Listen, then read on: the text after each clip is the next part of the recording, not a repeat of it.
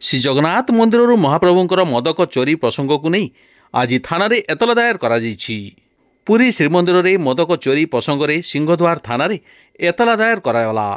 US 298 299 300 301 302 BNS रे सिंहद्वार थाना एतला दिया जायछि। श्री जगन्नाथ मंदिर महाप्रभुंक मदक चोरी और माराभोग संपर्क में तदंत और आईनगत कार्यानुष्ठान पई जगन्नाथ सेवा पक्षरु एतला दायर करा जायछि। इतिहास रे प्रथम थर श्री जगन्नाथंकर गारद मध्यरु 70टी अमुणिया मादक चोरी करा जायछि।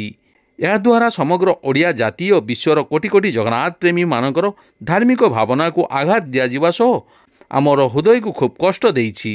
गारद घरे सीसीटीवी लगी नथिबार कारण कौन एवं एथिपाई मुख्य प्रशासक संपूर्ण भाव दायी कि नुहे, गुरुत्वपूर्ण घटना को चपाई कौन पाई रखिछंती श्रीमंदिर मुख्य प्रशासक एवं अन्य अधिकारी वृंद। श्री बलभद्रंकर बाड़ग्राही हलधर दास महापात्रंक चिठी द्वारा यह जना पड़िबा और प्रशासन चुप रहिबार कारण कौन, एत बड़ घटना सबुबेले तदंत कराजिबो बोली कहूथवा आईन मंत्री एबे चुप कहीं।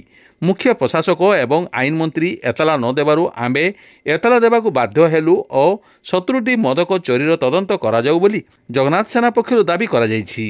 एही परिप्रेक्षी तदंतर स्वच्छता पई मुख्य प्रशासक और आईन मंत्री इस्तफा दियंतु बोली मध्य पुरी जगन्नाथ सेना पक्षरु दाबी करा जायछि। सतरी मूर्ति मदक कुआड़े चोरी कला किए नेला गारद भितर तार तदंत होबा हमर दाबी। ओडिया जाति को बारंबार अपमान करबा चलिबो नाही। कौन पे प्रशासक एक कथा चुप हेक लुचै तो जवाब दियो। आईन मंत्री आ कहीं कहून तदंत कहीं हबो बोली कौन पे कहून जवाब दियो। बर्तमान एतला पर्यंत कौन पे नथिला हेई नहीं जवाब दियो।